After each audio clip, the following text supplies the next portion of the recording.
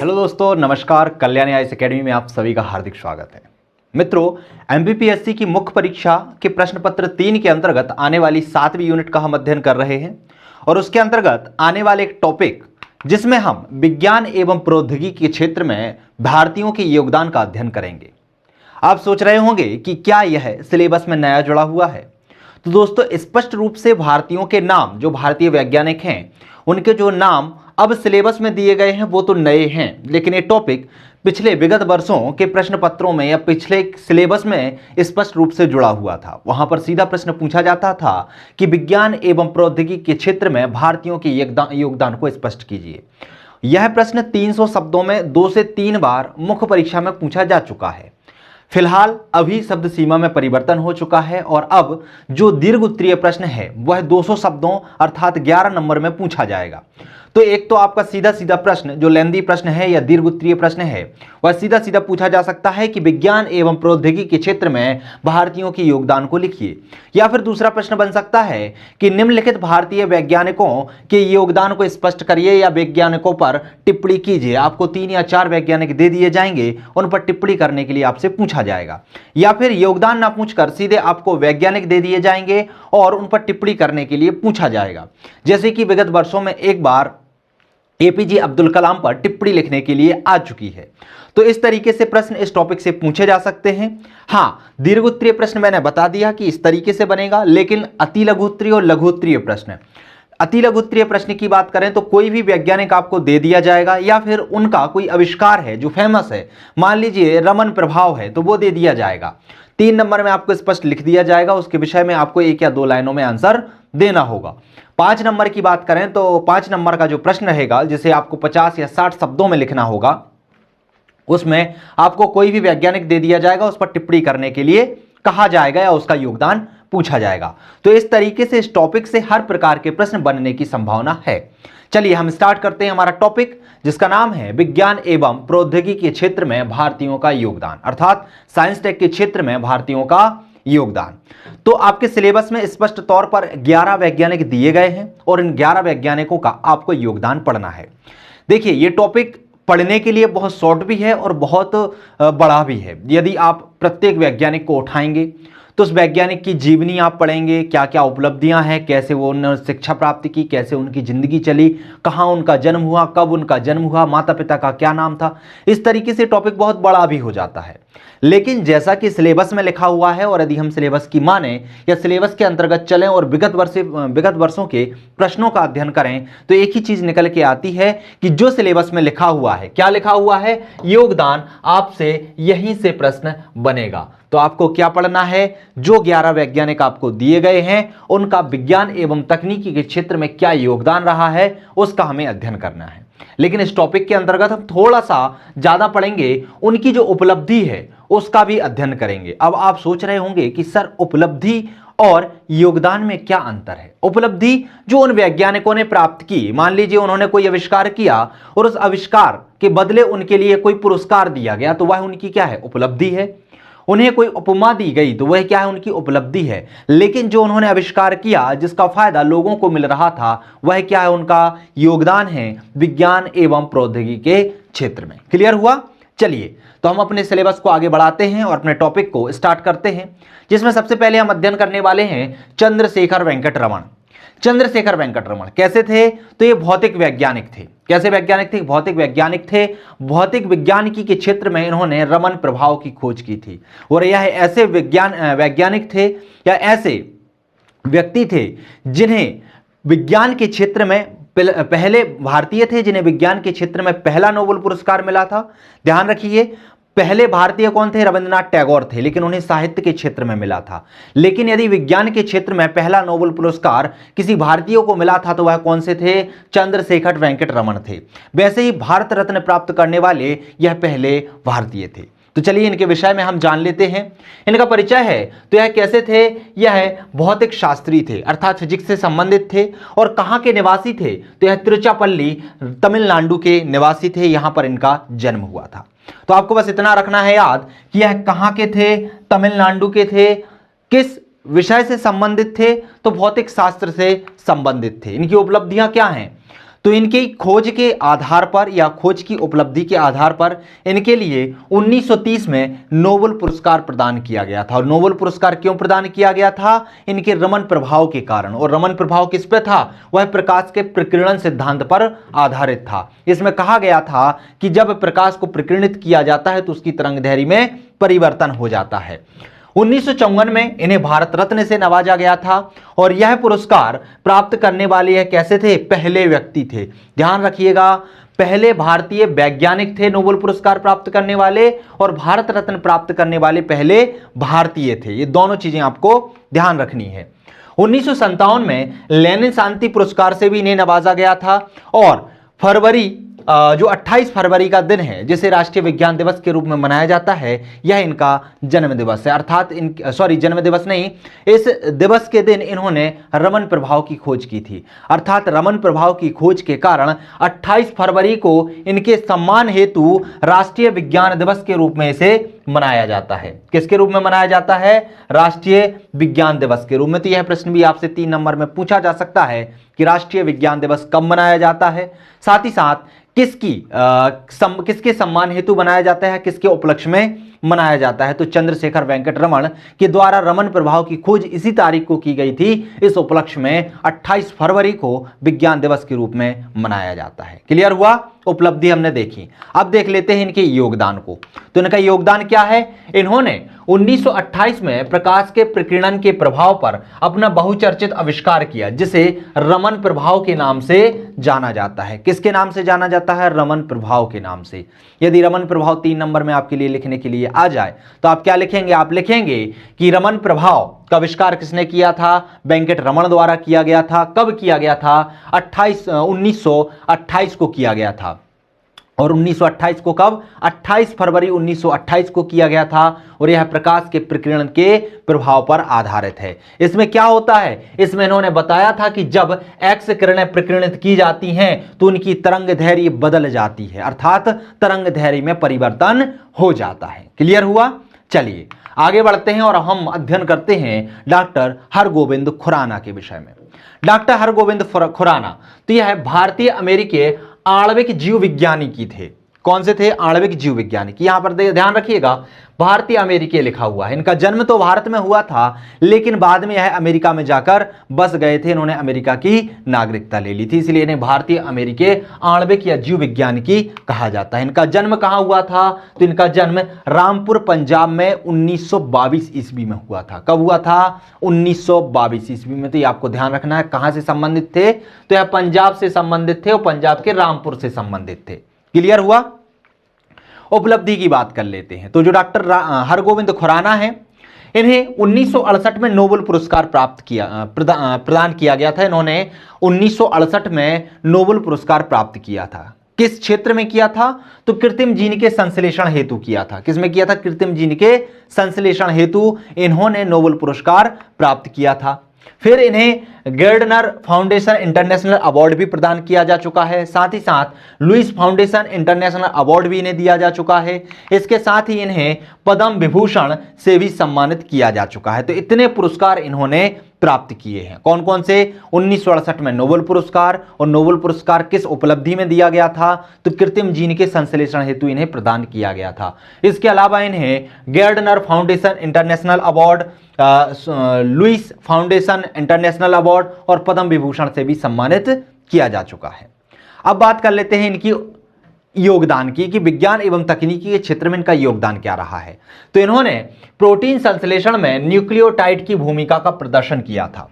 किसका प्रदर्शन किया था? न्यूक्लियोटाइड की भूमिका, कि जो प्रोटीन का संश्लेषण हो रहा है उसमें न्यूक्लियोटाइड की क्या भूमिका है, किस तरीके से वह इसमें कार्य करता है। साथ ही साथ इन्होंने जीव कोशिकाओं के नाभिक की रासायनिक संरचना का भी अध्ययन किया था। इन्होंने अध्ययन किया था कि जो जीव कोशिकाएं होती हैं उनके नाभिक की रासायनिक संरचना किस तरीके की होती है, इस विषय में इन्होंने अध्ययन किया था। साथ ही साथ न्यूक्लियोप्रोटेड एंजाइम का यौगिक बनाया था इन्होंने। कौन सा यौगिक बनाया था? न्यूक्लियोप्रोटेड एंजाइम नामक एक यौगिक का भी इन्होंने निर्माण किया था। तो यदि इनके विषय में योगदान लिखने के लिए आ जाए तो आप लिख सकते हैं कि जीव विज्ञान के क्षेत्र में इन्होंने कितना ज्यादा योगदान दिया। इन्होंने प्रोटीन संश्लेषण में न्यूक्लियोटाइड के योगदान या उसकी भूमिका का अध्ययन किया था। साथ ही साथ जीव कोशिकाओं का जो नाभिक होता है उसकी संरचना का अध्ययन किया था। साथ ही साथ न्यूक्लियोप्रोटेड एंजाइम नामक एक यौगिक भी इन्होंने निर्मित किया था प्रयोगशाला में।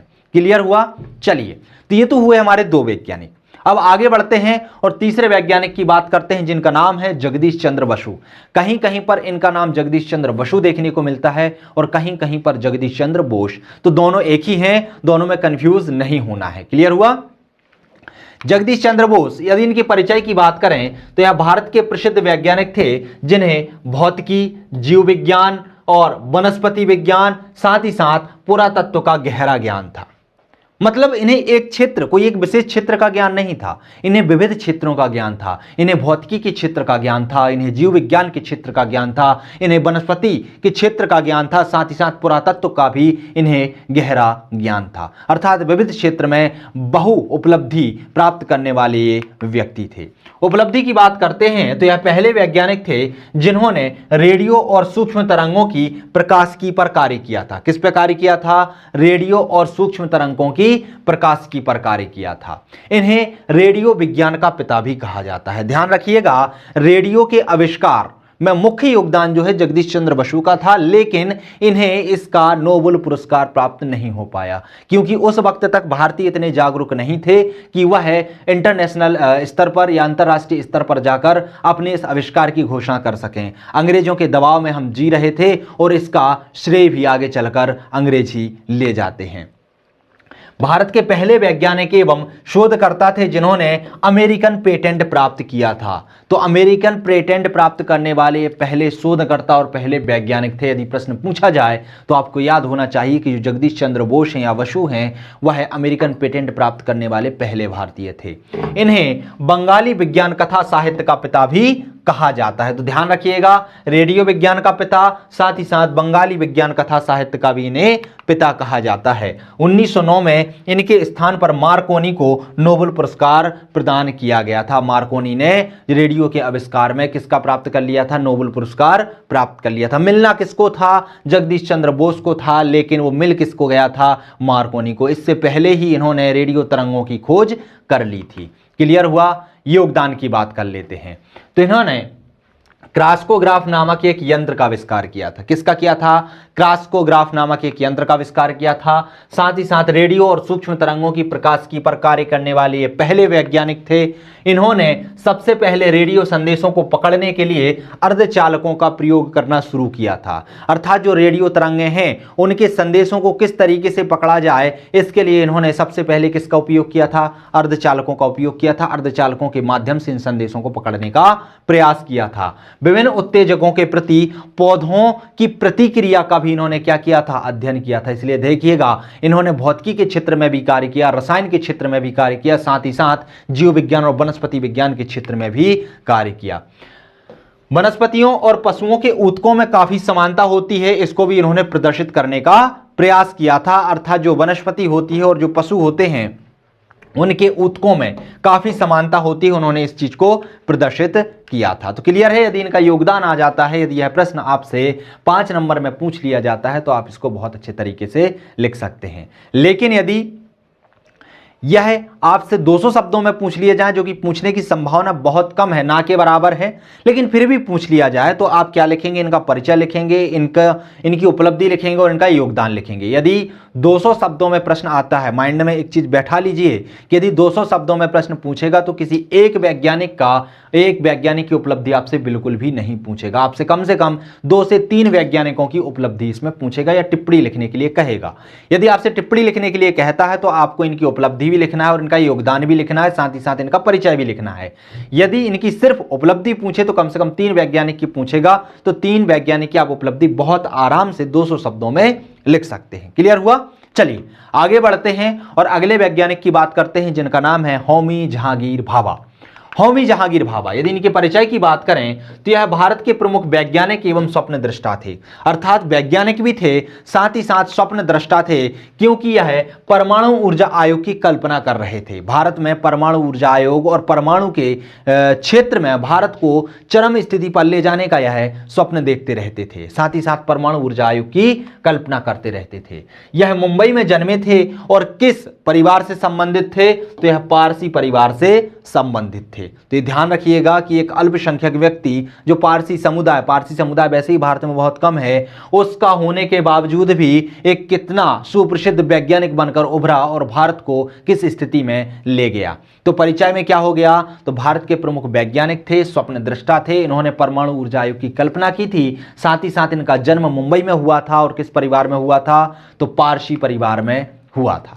उपलब्धि की बात करते हैं तो इन्होंने 1947 में परमाणु ऊर्जा आयोग के अध्यक्ष बने थे। तो 1947 में परमाणु ऊर्जा आयोग का इन्हें पहला अध्यक्ष बनाया गया था। इन्हीं की कल्पना के आधार पर परमाणु ऊर्जा आयोग का गठन किया गया था और इन्हें ही पहला अध्यक्ष बनाया गया था। कब? 1947 में। 1953 में जेनेवा में विश्व परमाणु वैज्ञानिक के महासम्मेलन में इन्हें सभापतित्व का पद भी दिया गया था। अर्थात महासभापतित्व का पद इन्होंने ग्रहण किया था। किसमें? जो जेनेवा में परमाणु वैज्ञानिक का महासम्मेलन हो रहा था। और यह सम्मेलन कब हुआ था? तो 1953 में हुआ था। कहां हुआ था? जेनेवा में हुआ था। क्लियर हुआ? भारतीय परमाणु ऊर्जा कार्यक्रम के जनक भी ये कहलाते हैं। अर्थात परमाणु ऊर्जा को एक उच्च स्थिति पर पहुंचाने में इनका महत्वपूर्ण योगदान है, इसलिए इन्हें भारत में परमाणु ऊर्जा कार्यक्रम का जनक या पिता भी कहा जाता है। सीवी रमन ने इन्हें भारत का लियोनार्दो दा विंची कहकर बुलाते थे। लियोनार्दो दा विंची इसलिए कहकर बुलाते थे क्योंकि यह बहुत सारे क्षेत्रों में सिद्धहस्त थे। किसी एक क्षेत्र में सिद्धहस्त ना होकर बहुत सारे क्षेत्रों में इन्हें उपलब्धियां प्राप्त थीं। योगदान की बात करें तो यह प्रथम वैज्ञानिक थे जिनके द्वारा परमाणु ऊर्जा कार्यक्रम की कल्पना की गई थी। तो परमाणु ऊर्जा कार्यक्रम की कल्पना करने वाले कैसे थे? पहले व्यक्ति थे। इनके नेतृत्व में 10 अगस्त 1948, ये सन आपको, ये डेट आपको याद रखनी है कि परमाणु ऊर्जा आयोग की स्थापना कब की गई थी, पूछा जाता है, इसलिए आपको याद रखना है। तो 10 अगस्त 1948 में परमाणु ऊर्जा आयोग की स्थापना की गई थी और किसके नेतृत्व में की गई थी, तो ये भी आपको ध्यान रखना है। क्लियर हुआ? चलिए अगले वैज्ञानिक की बात करते हैं जिनका नाम है एम विश्वेश्वरैया। एम विश्वेश्वरैया के पूरे नाम की बात करें तो इनका पूरा नाम है डॉक्टर मोक्षगुणम विश्वेश्वरैया। क्या नाम है? मोक्षगुणम विश्वेश्वरैया। तो यदि आपसे मोक्षगुणम विश्वेश्वरैया लिखा आ जाए तो आपको कंफ्यूज नहीं होना है। एम विश्वेश्वरैया का ही पूरा नाम क्या है? मोक्षगुणम विश्वेश्वरैया है। ये भारत के पहले इंजीनियर थे। क्या थे? पहले इंजीनियर थे, राजनेता थे, साथ ही साथ मैसूर के दीवान थे। इन्हीं के जन्म दिवस के आधार पर अभियंता अर्थात इंजीनियर दिवस मनाया जाता है। उपलब्धि की बात करते हैं तो यह आधुनिक भारत के क्या थे? इंजीनियर थे। आधुनिक भारत के इंजीनियर। जब भारत ने आधुनिकता की ओर कदम रखा तो उसके पहले इंजीनियर के रूप में उभरकर सामने कौन आए थे? डॉक्टर एम विश्वेश्वरैया आए थे। 1955 में भारत रत्न से इन्हें सम्मानित किया गया था। इनका जन्म दिवस कब है? 25 सितंबर है और 25 सितंबर को ही इंजीनियर डे या अभियंता दिवस के रूप में मनाया जाता है। तो ये प्रश्न भी 3 नंबर में पूछा जा सकता है कि अभियंता दिवस कब मनाया जाता है और किन की जन्म दिवस के आधार पर बनाया जाता है। तो एम विश्वेश्वरैया के जन्म दिवस 15 सितंबर को क्या मनाया जाता है? अभियंता या फिर इंजीनियर दिवस मनाया जाता है। क्यों मनाया जाता है? क्योंकि यह आधुनिक भारत के पहले इंजीनियर थे।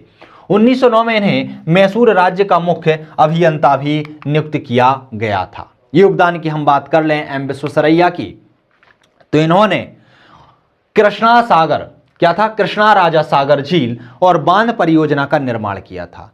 जो कृष्णा राजा सागर झील या बांध थी, यह परियोजना उस समय की जब इन्होंने निर्माण किया था, उस समय भारत का सबसे बड़ा जलाशय हुआ करता था और इसके निर्माण से बहुत सारे लोगों के लिए पीने के लिए उपलब्ध जल की उपलब्धता सुनिश्चित हो पाई थी। बहुत सारे लोगों की इनकी इस योजना के आधार पर प्यास बुझ पाई थी। इसीलिए तो इन्हें आधुनिक भारत का इंजीनियर कहा जाता है। जो सबसे बड़ी परियोजना थी उस समय की, उन्होंने उसका निर्माण किया था। साथ ही साथ आर्थिक नियोजन पर वकालत करने वाले पहले व्यक्ति भी थे। जब आर्थिक नियोजन का गठन किया गया था सुभाष चंद्र बोस के द्वारा, तो उसके जो अध्यक्ष थे पहले एम विश्वेश्वरैया ही बनाए जाने वाले थे, लेकिन फिर कमेटी ने बात की कि किसी वैज्ञानिक को या किसी व्यक्ति को इसका अध्यक्ष ना बनाया जाए, किसी राजनेता को इसका अध्यक्ष बनाया जाए। फिर एम विश्वेश्वरैया के स्थान पर जवाहरलाल नेहरू को इसका अध्यक्ष बना दिया गया था। अर्थात यदि आपसे प्रश्न पूछा जाए कि आर्थिक नियोजन पर वकालत करने वाले पहले भारतीय पहले व्यक्ति कौन थे, तो वह कौन थे? एम विश्वेश्वरैया ही थे। क्लियर हुआ? पहले इंजीनियर भी थे और आर्थिक नियोजन पर वकालत करने वाले पहले व्यक्ति भी थे। 1917 में बेंगलोर में इन्होंने सरकारी इंजीनियर कॉलेज, जो गवर्नमेंट इंजीनियर कॉलेज है, उनकी स्थापना की बात कही थी, उसके प्रस्ताव रखा था, लेकिन उस समय यह कॉलेज स्थापित नहीं हो पाया। इसका उन्होंने बहुत प्रयास किया, लेकिन आगे चलकर आने वाले समय में वहां पर गवर्नमेंट इंजीनियर कॉलेज की स्थापना हुई और अब इस कॉलेज का नाम इन्हीं के नाम पर एम विश्वेश्वरैया कॉलेज के नाम एम विश्वेश्वरैया रखा गया। 1972 में एक मूवी आई थी बंगार the tiger. Bangar the tiger में एक पूरा का पूरा गाना इनके ऊपर ही आधारित है, अर्थात इनके सम्मान में गाया गया था। अर्थात ये मूवी जो बनाई गई थी वह कर्नाटक में बनाई गई थी और इस मूवी में एक पूरा का पूरा गाना इन्हें समर्पित करने पर यह प्रदर्शित होता है कि यहां जो कर्नाटक है वहां के लोग इन्हें कितना सम्मान देते हैं। तो योगदान आता है तो आप योगदान लिख सकते हैं कि इन्होंने कृष्णा सागर झील या जो बांध था, कृष्णा राजा सागर झील या बांध था, उसका निर्माण करवाया था, उस परियोजना का निर्माण करवाया था। साथ ही साथ आर्थिक नियोजन पर वकालत करने वाले पहले व्यक्ति थे।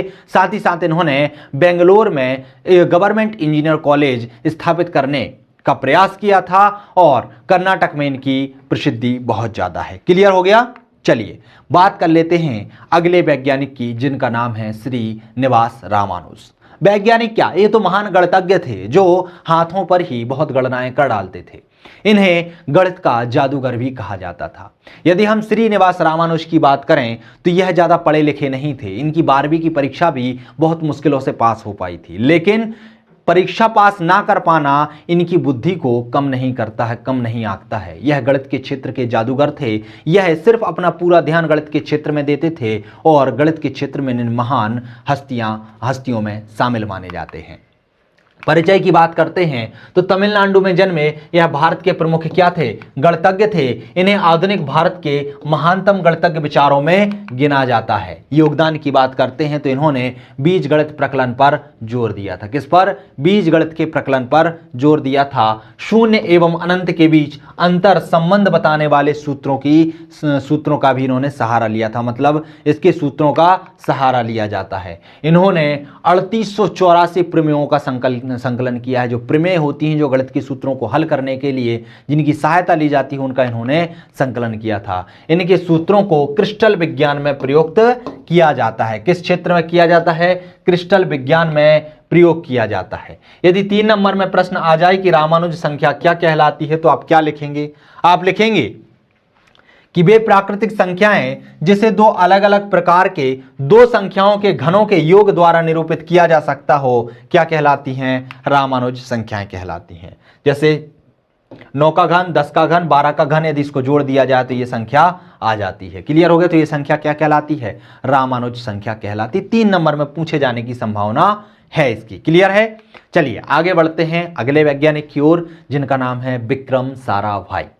विक्रम साराभाई, इनके परिचय की बात करें तो यह अहमदाबाद में जन्मे थे। उनका पूरा नाम था विक्रम अंबालाल साराभाई और भारत के क्या थे? प्रमुख वैज्ञानिक थे। तो कहां जन्मे थे? अहमदाबाद में जन्मे थे। पूरा नाम क्या था? विक्रम अंबालाल साराभाई इनका पूरा नाम था और ये भारत के प्रमुख वैज्ञानिक थे। उपलब्धि की बात करते हैं तो इन्हें 1966 में पद्म विभूषण से सम्मानित किया गया था। किससे सम्मानित किया गया था? पद्म विभूषण से।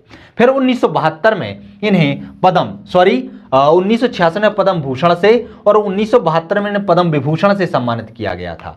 तो इन्हें भूषण और विभूषण दोनों सम्मान प्राप्त हुए हैं। यह भारतीय अंतरिक्ष कार्यक्रम के जनक माने जाते हैं। भारतीय अंतरिक्ष कार्यक्रम तो आप जानते हैं, जिसके तहत बहुत सारे उपग्रहों को ध्रुवीय कक्षा या सूर्य तुल्यकाली कक्षाओं में स्थापित किया जाता है ताकि संपूर्ण पृथ्वी पर नजर बनाई जा सके। तो इन्हें भारतीय अंतरिक्ष कार्यक्रम का जनक कहा जाता है। ये चीज आपको ध्यान रखना है। योगदान की बात कर लेते हैं तो इन्होंने 15 अगस्त 1969 को इसरो की स्थापना की थी। तो जो अंबालाल साराभाई हैं, इनके द्वारा ही इसरो की स्थापना की गई थी। जो भारतीय अंतरिक्ष कार्यक्रम है उसकी स्थापना किसके द्वारा की गई थी? तो विक्रम अंबालाल साराभाई के द्वारा कब की गई थी, ये डेट भी आपको ध्यान रखना है, 15 अगस्त 1969 को की गई थी। 86 वैज्ञानिक, इन्होंने 86 वैज्ञानिक शोध पत्र लिखे हैं। इनकी उपलब्धि आप जान सकते हैं, कितने, 86 वैज्ञानिक शोध पत्र लिखे हैं। साथ ही साथ 40 संस्थान खोले हैं, वैज्ञानिक संस्थानों को खोला है इन्होंने। इन्होंने अंतरिक्ष अनुसंधान के क्षेत्र में भारत को अंतर्राष्ट्रीय मानचित्र पर स्थान दिलाया है, अर्थात अंतर्राष्ट्रीय स्तर पर भारत को पहचान दिलाने में अंतरिक्ष के क्षेत्र में महत्वपूर्ण योगदान किसका है, विक्रम अंबालाल साराभाई का है। इन्होंने वस्त्र, आणविक ऊर्जा तथा इलेक्ट्रॉनिक्स के साथ साथ अन्य देशों में भी अन्य क्षेत्रों में भी बराबर योगदान दिया है। यहां पर क्या है, क्षेत्र है, अन्य क्षेत्रों में भी योगदान दिया है। अब बात कर लेते हैं एपीजे अब्दुल कलाम।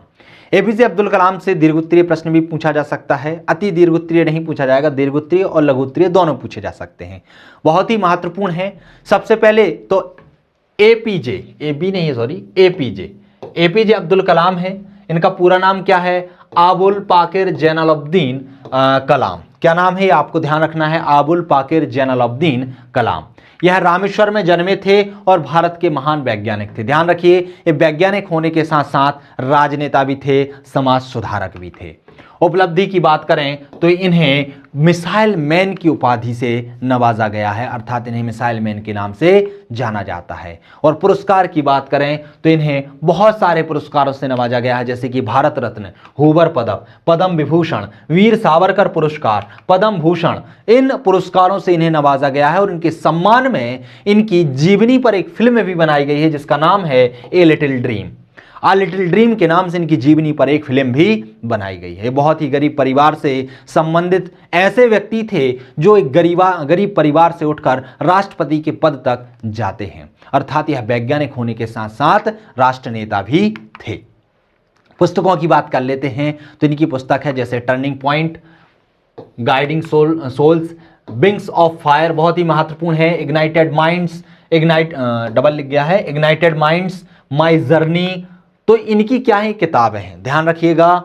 अबुल कलाम आज़ाद की कुछ आपसे किताबें भी पूछी जा सकती हैं, अबुल कलाम आज़ाद नहीं, जो आज़ाद हैं आपके, इनकी कुछ किताबें पूछी जा सकती हैं। कौन कौन सी, टर्निंग पॉइंट भी आपको 2-3 किताबें याद होनी चाहिए। साथ ही साथ आपसे सीधी किताब भी दे दी जाएगी और पूछ ली जाएगी किसकी किताब है, तो आपको 3-4 किताबें इनकी याद होना चाहिए। कौन कौन सी हैं, टर्निंग पॉइंट है, गाइडिंग सोल्स है, विंग्स ऑफ फायर है, तो आपको ध्यान ही रखना है, इग्नाइटेड माइंड्स भी आपको ध्यान रखना है, और माई जर्नी भी आपको ध्यान रखना है। भारत के 11वें राष्ट्रपति थे जिन्हें पीपुल्स प्रेसिडेंट के नाम से भी जाना जाता है। किसके नाम से, पीपुल्स प्रेसिडेंट के नाम से जाना जाता है। क्लियर हुआ। अब बात कर लेते हैं इनके योगदान का। तो इनका योगदान क्या है, तो यह भारत का पहला जो स्वदेशी उपग्रह था, कौन कौन सा, SLV-3, इनके द्वारा ही बनाया गया था। SLV उपग्रह क्या था, स्वदेशी प्रक्षेपण वाला उपग्रह था जिसके माध्यम से उपग्रहों को प्रक्षेपित किया जाता था।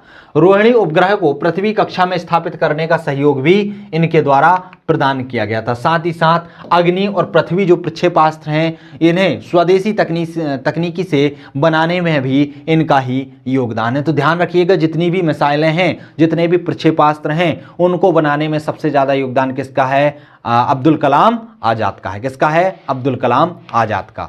नाग, त्रिशूल, आकाश प्रक्षेपास्त्र का भी इन्होंने निर्माण किया था। भारत को विकसित बनाने हेतु इन्होंने विजन 2020 की रूपरेखा तैयार की थी। विजन 2020 क्या था, विजन 2020 के तहत गांवों और शहरों के बीच में जो एक खाई हो गई थी, जो एक दूरी बढ़ रही थी, उस दूरी को कम करना था। गांवों को शहरों से, शहरों को गांवों से जोड़ना था। एक इस तरीके की संचार प्रणाली का निर्माण करना था जिससे गांव में उत्पादित वस्तुओं को शहरों तक शीघ्रता से पहुंचाया जा सके और शहरों में विनिर्मित वस्तुओं को गांवों तक लाया जा सके। तो इस तरीके का एक तंत्र बनाने की रूपरेखा किसके द्वारा गढ़ी गई थी,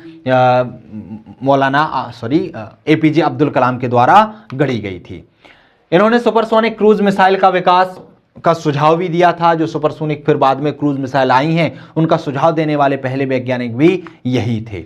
1998 में जो पोखरण में परमाणु परीक्षण हुआ था वह भी इनकी ही निगरानी में किया गया था। क्लियर हुआ? तो यदि आपको इसका एपीजे अब्दुल कलाम का योगदान पूछ लिया जाए तो आपको पता होना चाहिए कि इन्हें मिसाइल मैन की उपाधि से नवाजा गया है। इन्होंने पहला स्वदेशी उपग्रह जो SLV-3 था उसका प्रक्षेपण किया था, उसे बनाया था और उसे प्रक्षेपण किया था। रोहिणी उपग्रह को पृथ्वी की कक्षा में स्थापित करने में भी इनका योगदान है। साथ ही साथ अग्नि, पृथ्वी, नाग, त्रिशूल, आकाश जितने भी प्रक्षेपास्त्र हैं इनको निर्मित करने में भी इनका ही योगदान है। साथ ही साथ जो पोखरण में परमाणु परीक्षण हुआ था 1998 में वह भी इनके ही नेतृत्व में किया गया था। चलिए अगले वैज्ञानिक की बात करते हैं जिनका नाम है सत्येंद्र नाथ बोस। सत्येंद्र नाथ बोस, यदि इनके परिचय की बात करें तो इनका जन्म कोलकाता में हुआ था और यह भारत के महान गणितज्ञ होने के साथ साथ भौतिक शास्त्री भी थे। अर्थात भौतिक शास्त्र के क्षेत्र में तो इन्होंने योगदान दिया ही दिया, साथ ही साथ गणित के क्षेत्र में भी इन्होंने महान योगदान दिया था। भौतिक शास्त्र में हम देखते हैं कि दो प्रकार के अणु माने जाते हैं, एक बोसान माना जाता है और एक फर्मियान माना जाता है। और जो फर्मियान है उसको यदि छोड़ दिया जाए तो जो बोसान है, बोसान का नाम सत्येंद्र नाथ बोस के नाम के आधार पर ही रखा गया है। उपलब्धि की बात करते हैं तो इन्हें 1954 में पद्म विभूषण सम्मान से नवाजित किया गया था। Fellow of the royal society नामक पुरस्कार भी इन्हें मिला है। योगदान की बात कर लेते हैं तो पहले भारतीय थे जिन्होंने आइंस्टीन के सापेक्षता सिद्धांत, ये सिद्धांत है, सापेक्षा सिद्धांत है ना, सापेक्षता सिद्धांत का हिंदी रूपांतरण किया था। तो कैसे थे?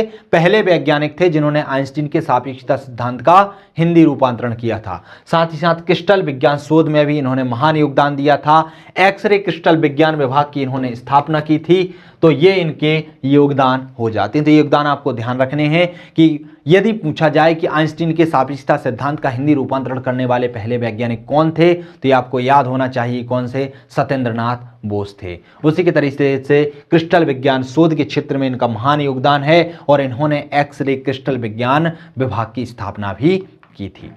अगले वैज्ञानिक की बात करते हैं जिनका नाम है राजा रमन्ना। राजा रमन्ना, इनके परिचय की बात करें तो यह कर्नाटक में जन्मे थे। राजा रमन्ना और किससे संबंधित थे? तो परमाणु वैज्ञानिकी से संबंधित थे, अर्थात इन्हें परमाणु वैज्ञानिक माना जाता है। वे भारत के प्रथम परमाणु परीक्षण के सूत्रधार थे। जो भारत में पहला भूमिगत परीक्षण किया गया था जो इस्माइल बुद्धा कोड के नाम से था, उसका प्रथम परीक्षण किसके द्वारा किया गया था? राजा रमन्ना के नेतृत्व में ही किया गया था। उपलब्धि की बात करें तो विज्ञान एवं अभियांत्रिकी, अभियांत्रिकी मतलब क्या होता है आप समझते हैं। तो विज्ञान एवं अभियांत्रिकी के क्षेत्र में 1973 में इन्हें पद्म भूषण से सम्मानित किया गया था। किसके?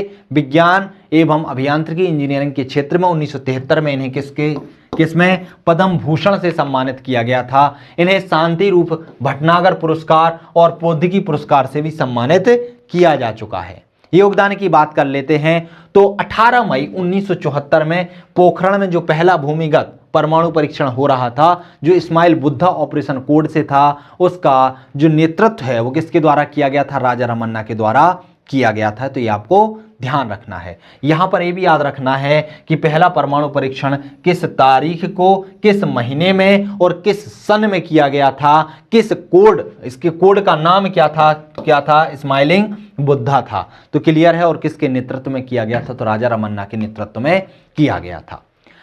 अगले वैज्ञानिक की बात करते हैं जिनका नाम है प्रफुल्ल चंद्र राय। प्रफुल्ल चंद्र राय, यदि इनके परिचय की बात करें तो ये भारत के महान रसायनज्ञ, उद्यमी तथा महान शिक्षक थे। अर्थात रसायन के क्षेत्र में, उद्यमी के क्षेत्र में और शिक्षा के क्षेत्र में इन्होंने महान योगदान दिए हैं। इन्होंने देश में रसायन उद्योग की नींव डाली थी। किसकी नींव डाली थी? रसायन उद्योग की। उपलब्धि की बात करें तो इनकी आत्मकथा है life and experiences of Bengali chemist, इस नाम से इन्होंने अपनी आत्मकथा लिखी हुई है। उपाधि की बात करें तो इन्हें नाइट्राइट्स का मास्टर कहा जाता है। क्या कहा जाता है? नाइट्राइट्स का मास्टर कहा जाता है। ग्रंथ की बात करें तो हिंदू रसायन का इतिहास इनका ग्रंथ है, जिसमें इन्होंने हिंदू जो भारत है, भारत में जितने भी रसायन के क्षेत्र में योगदान करता थे, जितने भी वैज्ञानिक थे, उन सभी वैज्ञानिकों की उपलब्धियों का यहाँ पर वर्णन किया है ताकि पूरा भारतीय उन वैज्ञानिकों द्वारा किए गए योगदान को समझ सकें और उनकी बात कर सकें। योगदान की बात करते हैं तो 1924 में इन्होंने इंडियन केमिकल सोसाइटी की स्थापना की थी। किसकी की थी? इंडियन केमिकल सोसाइटी की स्थापना की थी। साथ ही साथ नाइट्रोजन अम्ल एवं लवण पर शोध भी किया था। अर्थात नाइट्रोजन अम्ल और लवण पर शोध करने वाले पहले भारतीय वैज्ञानिक कौन थे? तो प्रफुल्ल चंद्र राय थे। इन्हें आधुनिक उद्योग की नींव डाली थी। इन्हें भारत में आधुनिक उद्योग की नींव डालने वाला इसलिए कहा जाता है क्योंकि आधुनिक उद्योग कब से जन्म लिया? जब रसायन के क्षेत्र में नवीन नवीन उपलब्धियां होने लगीं। जब नाइट्रेट का आविष्कार हुआ तो नाइट्रेट के आविष्कार के साथ ही आधुनिक उद्योगों की नींव डाली गई और इसीलिए इन्हें आधुनिक उद्योग का जनक भी कहा जाता है। इन्होंने अमोनियम नाइट्रेट एवं मर्क्यूरस नाइट्रेट का निर्माण भी किया था। तो क्लियर है दोस्तों, ये हुए हमारे जितने भी 11 वैज्ञानिक थे, उन 11 वैज्ञानिकों का परिचय, 11 वैज्ञानिकों की उपलब्धि, साथ ही साथ 11 के 11 वैज्ञानिकों का विज्ञान एवं प्रौद्योगिकी के क्षेत्र में जो भी योगदान है वो। तो इससे जिस तरीके का भी प्रश्न आए, चाहे लघु उत्तरीय हो, चाहे अति लघु उत्तरीय हो, चाहे दीर्घ उत्तरीय हो, किसी भी प्रकार का आपसे प्रश्न पूछा जाए, आप उस प्रश्न को बहुत अच्छे से डील कर सकते हैं। ध्यान रखिएगा, चैप्टर बड़ा है क्योंकि हर यूनिट में बहुत सारी चीजें दी गई हैं, बहुत सारे टॉपिक दिए गए हैं, इसलिए आप कम से कम समय हर टॉपिक को दें। ऐसा नहीं है कि एक टॉपिक को बहुत ज़्यादा समय दे दिया। यदि इस तरीके से आप पढ़ेंगे कि आपने सोचा कि हम सभी वैज्ञानिकों को 200 शब्दों में तैयार कर लें, तो उससे बहुत लेंदी भी हो जाएगा और पेपर के समय आप इसका रिवीजन भी नहीं कर पाएंगे। क्यों?